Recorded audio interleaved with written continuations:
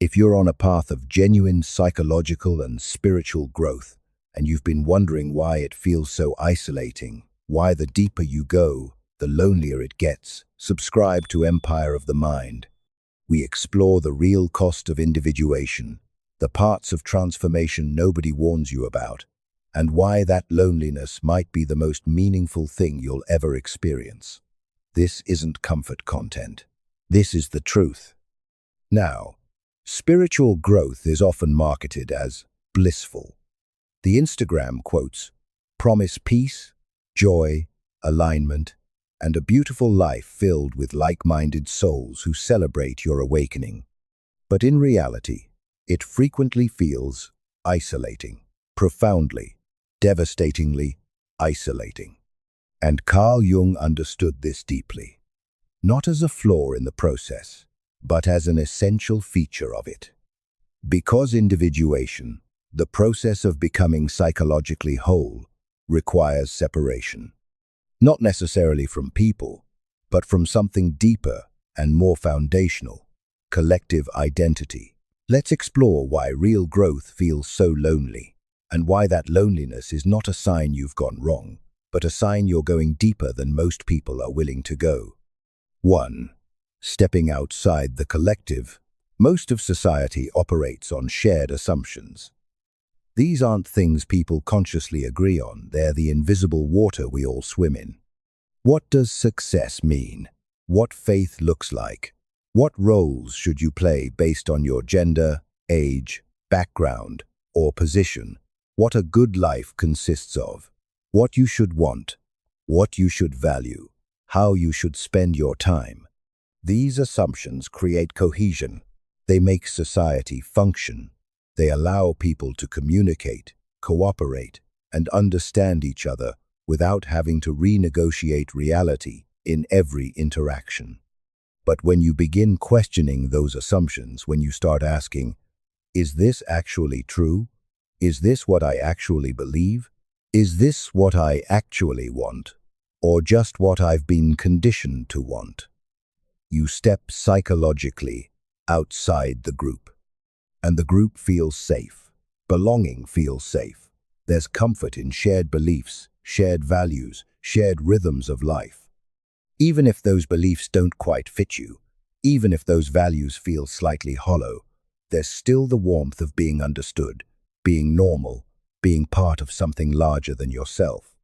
But growth requires differentiation. It requires you to separate what's actually yours from what you've absorbed from the collective. And the moment you start doing that, you lose the easy comfort of automatic belonging.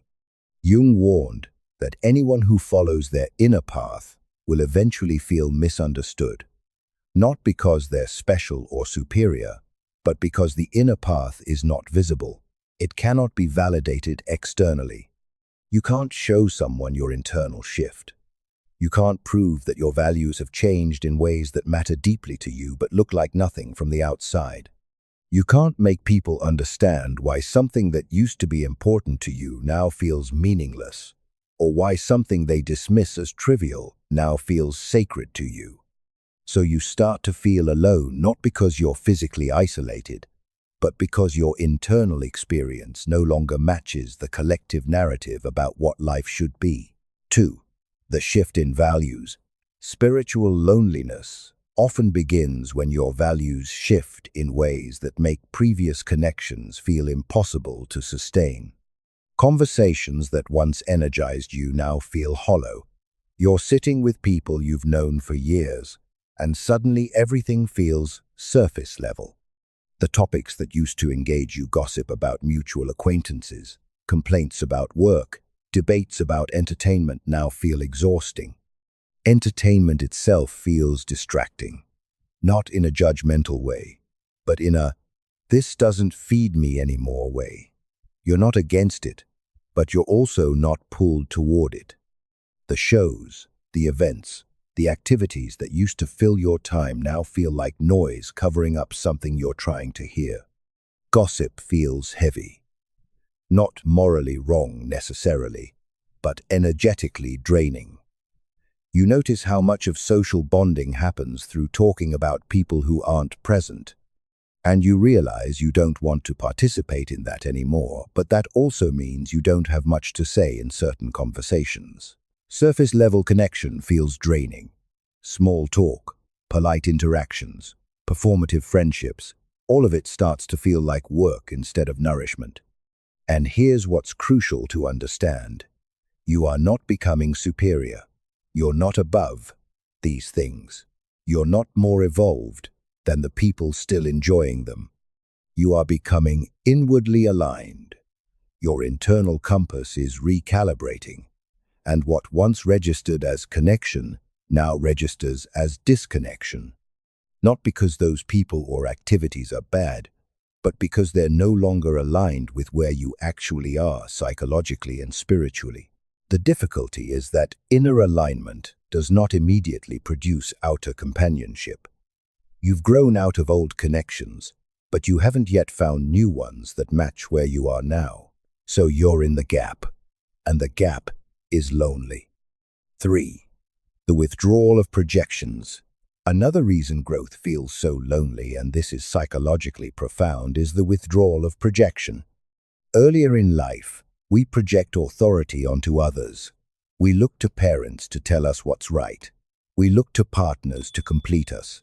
We look to religious figures to mediate our relationship with the divine. We look to teachers, mentors, gurus, and therapists for answers, direction, and validation. This is developmentally normal. We all do it, and there's nothing wrong with seeking guidance or learning from others. But as we mature psychologically, those projections begin to dissolve, not because those people failed us, though sometimes they do, but because the psyche is ready to reclaim the authority it projected outward. You stop needing your parents' approval to know you're on the right path. You stop needing your partner to validate your worth. You stop needing external spiritual authorities to tell you what's true. And when those projections dissolve, you stand alone psychologically in a way you never have before. This can feel like abandonment. It can feel like you've lost your support system, like the people who were supposed to guide you have disappeared or let you down. But Jung believed this is actually maturation. The psyche must remove false supports before real stability can form. As long as you're leaning on external authority, you never develop your own. As long as someone else is carrying the weight of your meaning, direction, and truth, you remain psychologically dependent, safe, perhaps, but not free. So the loneliness you feel when those projections withdraw is not punishment. It's the psyche forcing you to stand on your own, to discover that you have internal resources you never knew you had because you never had to access them before. It's terrifying, but it's also the beginning of real psychological sovereignty. 4. Shadow work and conscious awareness. Spiritual loneliness is also deeply connected to shadow work and the development of conscious awareness. When you begin confronting your own darkness, your envy, your resentment, your manipulations, your self-deceptions, you develop a kind of X-ray vision for unconscious behavior. You start noticing manipulation more quickly in yourself and in others. Self-deception becomes obvious. You see ego operating where you once saw innocence. You recognize defenses, projections, and psychological games that used to be invisible to you. And this awareness can distance you from others. Not because you're judging them, though the ego might disguise it that way, but because you can no longer participate unconsciously. You can't unsee what you've seen. You can't pretend you don't notice the dynamics playing out. You can't engage in relationships the way you used to, where everyone's operating from their wounds and no one's talking about it. This doesn't make you better than anyone. It makes you aware, and awareness creates distance, because unconscious people need you to stay unconscious with them for the relationship to feel comfortable. When you become conscious, you disrupt the unspoken agreements. You stop playing the roles you were assigned. You stop absorbing what isn't yours. You stop pretending things are fine when they're not. And people feel that. They might not be able to articulate it, but they sense that something has changed, that you're no longer the person they thought you were, or more accurately, that you're no longer willing to be the person they needed you to be. Jung described this stage as walking a narrow path. Not isolated physically, you might still be surrounded by people, but inwardly solitary, because you're operating from a different psychological level than most of the people around you. 5. The purpose of loneliness. So why does growth require this loneliness? What's the point of all this isolation? Jung believed that this loneliness has a profound purpose. It's not accidental. It's not a design flaw. It's a necessary stage in psychological and spiritual development. First, it forces reliance on the self rather than on approval. As long as you can get validation, direction, and meaning from external sources, you will. It's easier, it's safer, but it keeps you dependent. Loneliness removes that option. When there's no one to affirm you, when there's no external authority to lean on, when you can't find anyone who understands what you're going through, you're forced to turn inward. You're forced to discover whether there's anything real at your center, or if you've just been a collection of reflections this whole time. Second, it strengthens inner authority. Every time you make a choice based on your internal knowing rather than external approval, you build psychological muscle. Every time you honor your truth, even though no one else sees it, validates it, or agrees with it, you become more grounded in yourself. This is how real confidence develops, not confidence that comes from being praised, but confidence that comes from knowing you can trust yourself, even when you're alone. Third, loneliness purifies motivation. When no one's watching, when no one's applauding, when there's no social reward for your growth, why are you still doing it? If you're only growing to impress others, to be seen as evolved, to gain spiritual status, the loneliness will break you. You'll give up and go back to what's comfortable.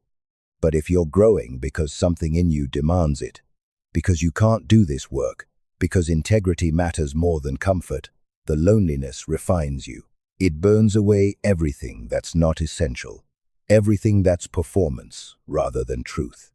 6. The reorganization of relationships. Eventually, if you stay with the process, relationships begin to reorganize. Not immediately, not on your timeline, but gradually, connections shift. Some relationships end, and that's painful but necessary. They were built on a version of you that no longer exists, and trying to maintain them would require you to shrink back into who you were. Some relationships transform. People who knew the old you might be willing to meet the new you. If there's genuine love and curiosity on both sides, these transitions are awkward, sometimes clumsy, but they can deepen into something more real than what you had before. And new relationships form slowly, carefully, with people who recognize you because they've walked similar paths. Not because you're seeking your tribe or trying to find people who think exactly like you, but because genuine resonance attracts genuine connection. You find fewer connections but deeper ones. Spiritual growth filters. It removes what is misaligned. And yes, that creates loneliness in the transition. But what it's filtering toward is a relationship based on truth rather than convenience, depth rather than familiarity, mutual recognition rather than mutual need. The loneliness is not punishment. It's a transition. It's the space between who you were and who you're becoming, between the connections that no longer fit and the ones that haven't arrived yet. And Jung's promise, though he'd never call it that, is that if you can tolerate the loneliness without collapsing back into false connection, something real emerges on the other side. Here's Jung's deeper insight, the one that makes the loneliness bearable. The path inward always feels solitary until you discover that the center within you was never empty. What you're actually doing in this lonely process is discovering the self, not the ego, which needs constant external validation to feel real. But the self exists independent of anyone's recognition or approval. And when you touch that, when you find the ground of your own being, the part of you that remains stable even when everything external is stripped away, the loneliness transforms. It doesn't necessarily disappear. You might still be physically alone more than you'd like. You might still wish for more people who understand. But the quality of the aloneness changes. It's no longer abandonment. It's solitude. It's not isolation. It's sovereignty. You realize you've been seeking in others what was always available within you. Presence, meaning, truth, the sacred itself. If you're in this lonely stage of growth, if you're wondering whether it will ever get better, whether you'll ever find your people, whether this isolation means you've done something wrong, subscribe to Empire of the Mind. We walk this territory together, examining what real individuation costs and why it's worth every moment of loneliness. You're not alone in your aloneness. And that paradox might be the most comforting truth there is. Thank you for your courage to keep growing, even when it means walking alone for a while.